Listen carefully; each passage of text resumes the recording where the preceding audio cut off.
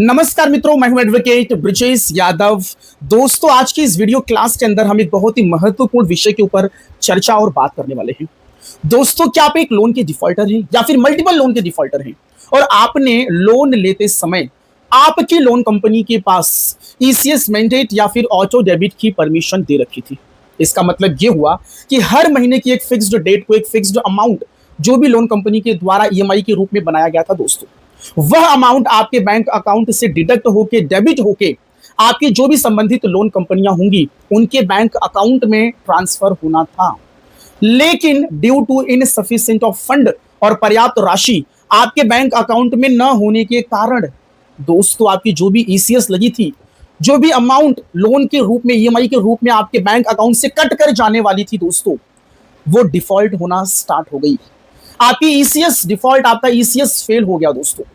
यदि आपका single loan है तो हर महीने आपका सिंगल ईसीएस क्या होगा? डिफॉल्ट होगा। लेकिन यदि आप एक मल्टीपल लोन के डिफॉल्टर हैं दोस्तों, तो हर महीने आपके बैंक अकाउंट में मल्टीपल ईसीएस क्या होंगे? डिफॉल्ट होंगे। मल्टीपल ईसीएस क्या होंगे? फेल होंगे दोस्तों। क्योंकि जितनी भी लोन आपने लिए हैं ना, हर लोन को लेते वक्त आपने ईसीएस मैंडेट और ऑटो डेबिट की परमिशन दे रखी थी। तो जितने भी मल्टीपल लोन से हर एक में ईसीएस लगा होगा और आपका वह हर एक ईसीएस क्या होगा? डिफॉल्ट होगा। क्योंकि आपके बैंक अकाउंट में उतना पर्याप्त राशि नहीं था जितने का ईसीएस लगा था दोस्तों।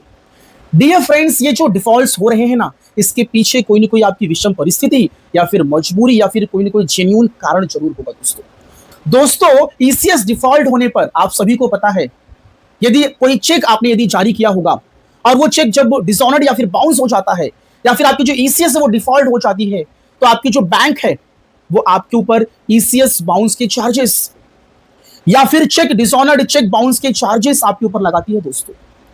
हर एक बैंक का अपना अलग अलग नियम और रूल होता है। कोई 300 रुपया, कोई 400 रुपया, कोई 500 रुपया बाउंस चार्जेस के नाम पर आपके बैंक अकाउंट से काट लेती है दोस्तों। पेनाल्टीज, फाइन, बाउंस के चार्जेस, इस प्रकार के अमाउंट आपके बैंक अकाउंट से काट लिए जाते हैं ईसीएस डिफॉल्ट और ईसीएस बाउंस के नाम पर। आप जरा सोचिए दोस्तों, यदि आपका सिंगल ईसीएस लगा होगा तो सिंगल बाउंसिंग चार्जेस, यदि आपका मल्टीपल लोन से तो मल्टीपल ईसीएस डिफॉल्ट्स होंगे तो मल्टीपल टाइम्स दोस्तों ईसीएस बाउंस चार्जेस के नाम पर आपके बैंक अकाउंट से पैसे कटते रहेंगे। यदि कहीं से पैसे आपके बैंक अकाउंट में आए तो पहले से एग्रीगेट टोटल मार के इतना चार्जेस है बाउंस के, वो बने रहेंगे। जैसे ही पैसा आपके बैंक अकाउंट में क्रेडिट हुआ, तुरंत ईसीएस बाउंस चार्जेस के नाम पर उतना ही अमाउंट आपके बैंक अकाउंट से इमीडिएटली डेबिट हो जाएगा दोस्तों।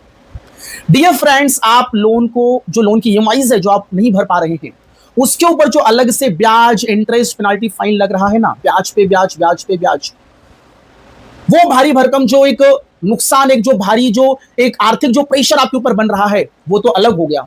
और जो ईसीएस डिफॉल्ट होने पे जो आपको जो बाउंसिंग के जो चार्जेस लग रहे हैं, वो जो एक आर्थिक जो एक प्रेशर बन रहा है दोस्तों, वो अलग हो गया। डियर फ्रेंड्स, मैंने तो कई बार देखा है और लोग कहते भी हैं और होता भी है कि जो लोन कंपनियां हैं वो आपके बैंक अकाउंट में एक ही महीने में 10-10 बार ईसीएस को हिट करवाती है दोस्तों। और 10-10 बार ईसीएस का हिट होने का मतलब कि आपका जो ईसीएस है वो 10 बार फेल हो रहा है। आपका ईसीएस जो डिफॉल्ट हो रहा है वो 10 बार हो रहा है, महीने में 10 बार। तो जरा सोच लीजिए, 10 बार आपको ईसीएस बाउंस के चार्जेस आपको लग रहे हैं दोस्तों। और ये ईसीएस के बाउंस चार्जेस आपको ही नहीं, वो लोन कंपनियों को भी लग रहे हैं दोस्तों। उनकी जो बैंक है, उनकी बैंक भी लोन कंपनियों के ऊपर ईसीएस बाउंस के चार्जेस लगा रही है दोस्तों। लेकिन आप जरा सोचिए, आप एक लोन के डिफॉल्टर हो, आप एक सिंगल पर्सन हो और सामने इतनी बड़ी लोन कंपनी, वो तो आपके लोन के ऊपर इंटरेस्ट, ब्याज मार मार के बड़ा अमाउंट बनाकर अच्छा खासा पैसा कमा रहे हैं। उनके लिए 200, 400, 500 रुपए ईसीएस बाउंसिंग के चार्जेस कुछ नहीं है। वो तो बियर कर लेंगे, वो तो मैनेज कर लेंगे, लेकिन आप कैसे मैनेज करेंगे? कई बार तो ऐसा भी देखा गया कि आपका जो बैंक अकाउंट है, सेविंग बैंक अकाउंट, वो नेगेटिव, वो माइनस में चला जाता है दोस्तों। और जैसे ही यहां वहां से कहीं से थोड़े बहुत पैसे आएंगे, तुरंत ऑटोमेटिकली वो पैसे आपके बैंक अकाउंट से गायब हो जाएंगे ईसीएस बाउंस के चार्जेस के नाम पर, पेनाल्टी और फाइन के नाम पर दोस्तों।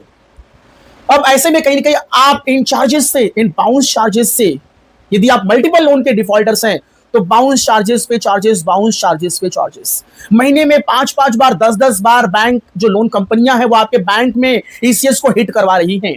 चार्जेस पे चार्जेस, चार्जेस पे चार्जेस। आप काफी परेशान हो चुके हैं, एकदम मानसिक तरीके से, आर्थिक रूप से, हर तरीके से आप परेशान हो चुके हैं दोस्तों। अब आपके मन में ये आ रहा है कि क्यों ना मैं अपनी इस ईसीएस को स्टॉप करवा दूं, क्योंकि ये चार्जेस अब मैं झेल नहीं पा रहा हूं, मैं बियर नहीं कर पा रहा हूं। ये मेरे ऊपर बहुत ज्यादा आर्थिक प्रेशर बना दे रहा है, ये ईसीएस बाउंस का चार्जेस। तो क्यों ना मैं अपनी बैंक से बातचीत करके अपनी बैंक को एक रिक्वेस्ट लेटर लिखकर या फिर मैं अपनी मोबाइल ऐप के माध्यम से इस ईसीएस को स्टॉप करवा दूं और ये ईसीएस के बाउंस चार्जेस से मैं छुटकारा पा लूं, क्योंकि मेरा बहुत नुकसान हो रहा है, बहुत नुकसान हो रहा है, क्योंकि आज नहीं तो कल मुझे ये भरने ही पड़ेंगे। तो क्यों ना मैं अपनी ईसीएस को स्टॉप करवा दूं एक रिक्वेस्ट एप्लीकेशन देकर अपनी बैंक को और अपने मोबाइल ऐप के माध्यम से, क्योंकि मोबाइल ऐप में भी दोस्तों ऑप्शन होता है ईसीएस को स्टॉप करवाने का। लेकिन दोस्तों आपने बहुत सारी यूट्यूब पे वीडियोस देखी हैं और आपने कई लोगों से सुना है कि यदि ईसीएस को स्टॉप करवा दूं मैं खुद अपनी बैंक को एक रिक्वेस्ट लेटर लिखकर, और यदि ईसीएस स्टॉप हो जाए तो जो लोन कंपनियां हैं वो मेरे खिलाफ में, मेरे अगेंस्ट में धोखाधड़ी, 420, क्रिमिनल ब्रीच ऑफ ट्रस्ट, बेईमानी, इस प्रकार का केस मुकदमा कर देगी, मेरे ऊपर एफआईआर दर्ज करवा देगी, क्योंकि उनको ये लगेगा कि ये जो लोन का जो बोरोवर है ये पैसा भरने की मोड में नहीं है, तभी तो ये ईसीएस को स्टॉप करवा रहा है। ये इंटेंशनली जानबूझकर ये पैसे देना नहीं चाहता है, तभी तो ये ईसीएस को स्टॉप करवा रहा है। इस प्रकार का उनके मन में विचार आता है और वो आपके खिलाफ में एफआईआर भी दर्ज करवा सकते हैं। इस प्रकार का आपने वीडियोस भी देखा होगा, सुना भी होगा दोस्तों। और होगा क्यों नहीं, क्योंकि ईसीएस स्टॉप करने का मतलब ये कि भैया आप पैसा देने के मूड में नहीं हो, तभी तो आप ईसीएस को स्टॉप करवा रहे हो। तो आपको इस बात का भी डर है कि कहीं मेरे ऊपर एफआईआर ना दर्ज हो जाए, मेरे ऊपर 316, 318 बीएनएस की धारा के तहत मेरे ऊपर केस मुकदमा एफआईआर ना दर्ज हो जाए। तो करूं क्या? ये ईसीएस के चार्जेस को ऐसे ही झेलता रहूं? और यदि मैं ईसीएस को स्टॉप करवा दूं तो मेरे को डर है कि मेरे ऊपर एफआईआर ना हो जाए। तो करूं तो क्या करूं? तो दोस्तों आज की इस वीडियो लेक्चर्स के अंदर, क्लास के अंदर आज हम बात करने वाले हैं कि आप अपनी ईसीएस को स्टॉप करवा सकते हैं दोस्तों। यदि आपका मल्टीपल लोन्स है और हर एक लोन में ईसीएस लगी है और आपका हर एक ईसीएस डिफॉल्ट हो रहा है, तो आप इसको नियम कानून से, by the due process of law, आप इसे स्टॉप करवा सकते हैं दोस्तों।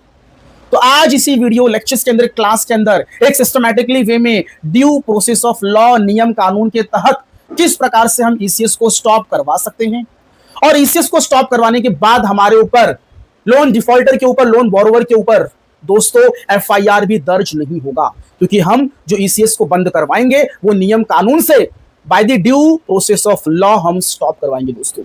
आज हम इसी प्रोसेस के बारे में डिटेल्ड में और विस्तार में चर्चा करेंगे दोस्तों। यदि आप मेरे इस वीडियो क्लास में, लेक्चर्स पे, चैनल पर पहली बार आ रहे हैं तो आप सभी लोगों का तहे दिल से स्वागत है दोस्तों। यदि आपको मेरा ये वीडियो अच्छा लगे, पसंद आए, तो मेरे इस चैनल को सब्सक्राइब कर दीजिए दोस्तों, और इस वीडियोस को अपने दोस्तों के साथ में लाइक, शेयर दोस्तों कर दीजिए, जिससे कि मुझे अंदर से मोटिवेशन मिलेगा, प्रोत्साहन मिलेगा, और इस प्रकार की मैं और भी वीडियोस आगे भी बनाता रहूं दोस्तों।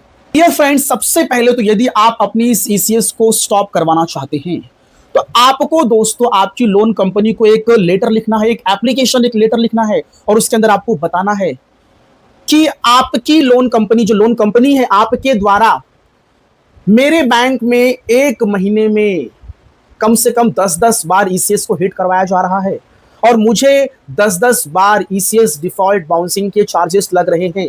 इस प्रकार का आपको बहुत ही हम्बल रिक्वेस्ट, एक लेटर लिखना है आपकी लोन कंपनी को, और उसमें आपको यह क्लियर करना है कि लोन लेते वक्त मैंने आपको ईसीएस की जो परमिशन, जो ऑटो मैंडेट, जो एक ऑटो डेबिट मैंडेट की जो परमिशन दी थी, जो ईसीएस की जो परमिशन दे रखी थी, वो मैंने महीने में एक बार सिर्फ दी थी, मैंने बस एक बार, और आपके द्वारा महीने में 5-5, 6-6 बार, 10-10 बार ईसीएस को हिट करवाया जा रहा है, जो कि आरबीआई के गाइडलाइंस, नियम कानून के तहत पूरी तरीके से गलत और इलीगल है, क्योंकि मैंने आपको सिर्फ एक ही बार परमिशन दी थी। यदि मल्टीपल टाइम्स परमिशन दिया होगा तो आप मुझे उस परमिशन का, उस लोन अग्रीमेंट का, उस क्लॉज का मुझे कॉपी आप शेयर करिए मेरे ईमेल आईडी पर, क्योंकि एक ईसीएस की परमिशन दी थी।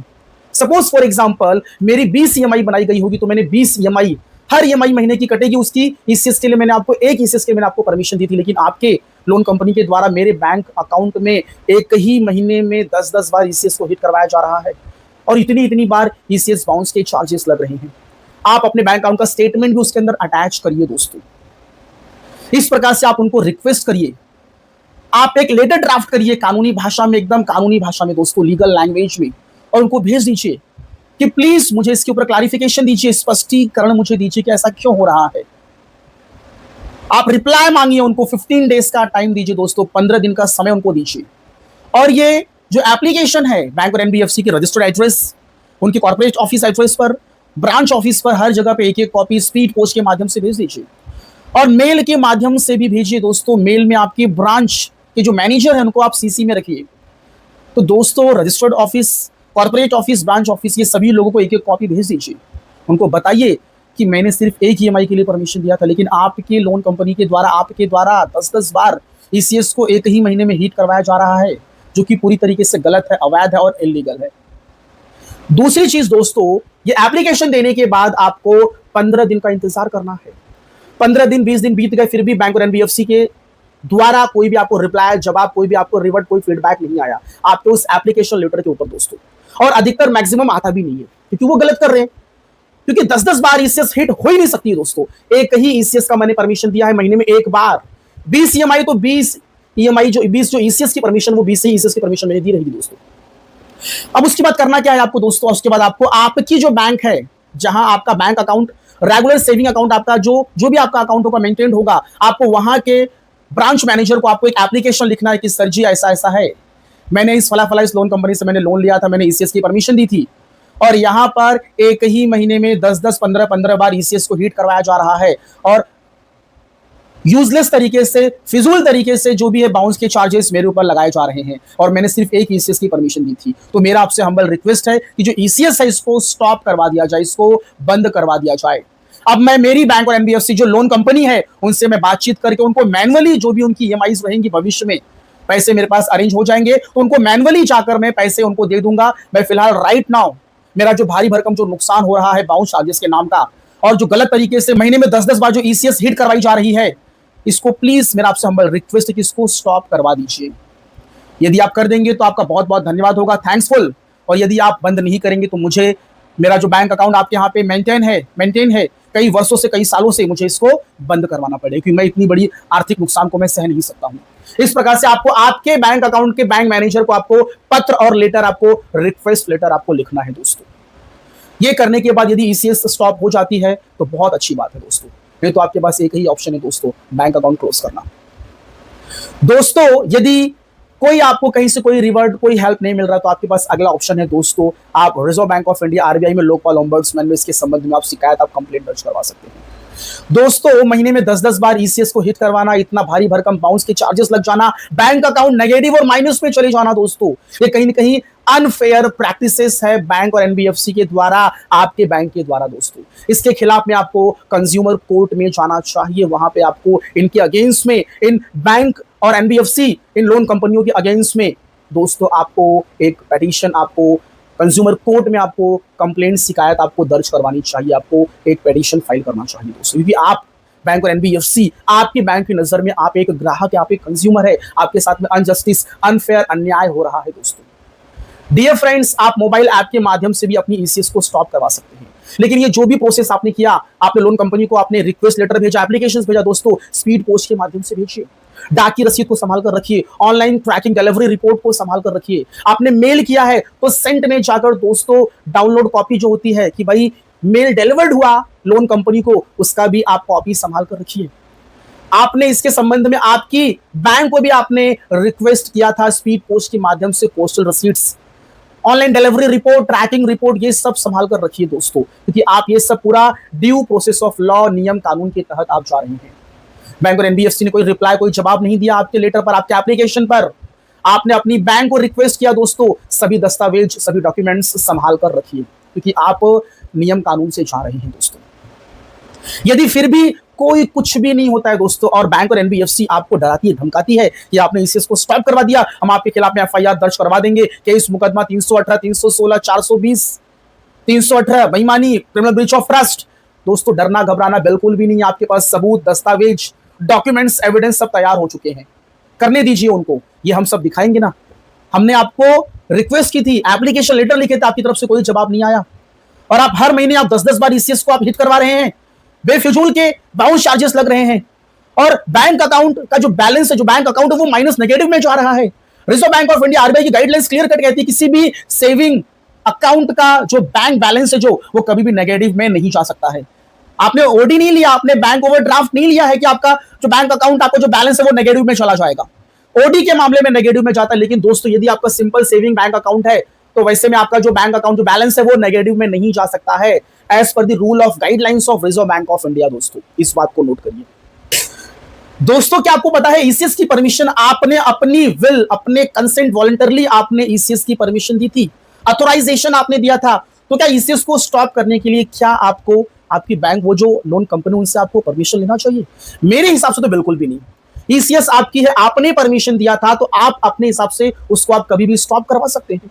आप अपनी बैंक को बोल सकते हैं कि सर मैंने ईसीएस की ऑथोराइजेशन दी थी, तो मैं इसको रिवॉक और कैंसिल करने का भी मैं ऑथोराइजेशन दे रहा हूं, प्लीज ईसीएस को स्टॉप कर दीजिए। तो मैंने यदि परमिशन दी थी तो इसको रिवॉक और कैंसिल करने का भी तो मैं आपको परमिशन दे रहा हूं, स्टॉप करवा दीजिए।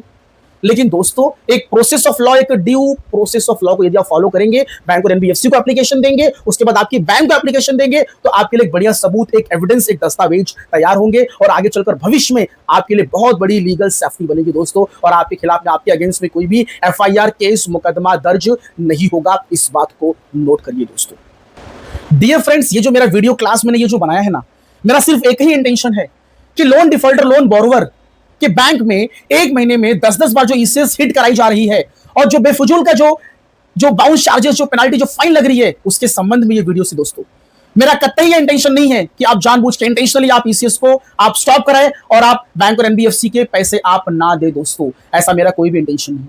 आपके साथ में जो अनजस्टिस, जो अनफेयर, जो प्रैक्टिस की जा रही है लोन कंपनियों के द्वारा, मैं उसके खिलाफ में ये वीडियो बना रहा हूं दोस्तों, और आपको सही रास्ता, सही दिशा और सही गाइडेंस देने की पूरी कोशिश कर रहा हूं दोस्तों।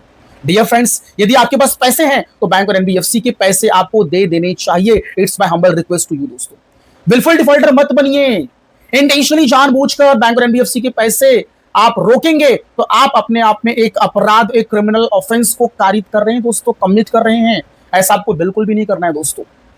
लेकिन जो आपके साथ में अनफेयर जो प्रैक्टिस की जा रही है, जो बेफिजूल के जो चार्जेस लगाए जा रहे हैं दोस्तों, मैं उसके खिलाफ में, उसके अगेंस्ट में बात कर रहा हूं दोस्तों में। सो डियर फ्रेंड्स, यदि आपको किसी भी प्रकार का कोई भी दिक्कत, समस्या आता है, आपकी लोन कंपनी को रिक्वेस्ट लेटर भेजना है दोस्तों, इस ईसीएस डिफॉल्ट के संबंध में जो अनफेयर तरीके से महीने में 10-10, 15-15 बार ईसीएस हिट करवाए जा रहे हैं दोस्तों, आपको लेटर रेडी करवाना है, ड्राफ्ट बनवाना है दोस्तों, आप खुद से भी बना सकते हैं। यदि आपको मेरी सहायता, मेरी मदद चाहिए तो आप मुझसे संपर्क कर सकते हैं दोस्तों। आपकी बैंक को आपको रिक्वेस्ट लेटर भेजना है ईसीएस स्टॉप के संबंध में, क्या रीजन है, क्या कारण है दोस्तों, यदि आपको इसका लेटर रेडी करवाना है तो आप मुझसे संपर्क कर सकते हैं दोस्तों, और आप खुद भी बना सकते हैं। यदि आपको कोई भी दिक्कत, समस्या ड्राफ्टिंग में, लेटर में आ रही है तो आप मुझे याद करिए। मेरा लीगल हेल्पलाइन नंबर है, आप मुझे व्हाट्सअप करिए, आप मुझे कॉल करिए, मैं आपको ड्राफ्टिंग में पूरी मदद करूंगा, लेटर बनाने में आपकी पूरी मदद करूंगा दोस्तों, कानूनी तरीके से। सो डियर फ्रेंड्स, मेरा ये क्लास यहीं पे समाप्त हुआ। आप लोगों ने इतना समय दिया, आप लोगों का बहुत बहुत धन्यवाद दोस्तों। यदि आपको मेरा ये वीडियो अच्छा लगा हो तो सब्सक्राइब करना बिल्कुल भी ना भूलिए दोस्तों। थैंक यू सो मच, धन्यवाद। जय हिंद, जय भारत।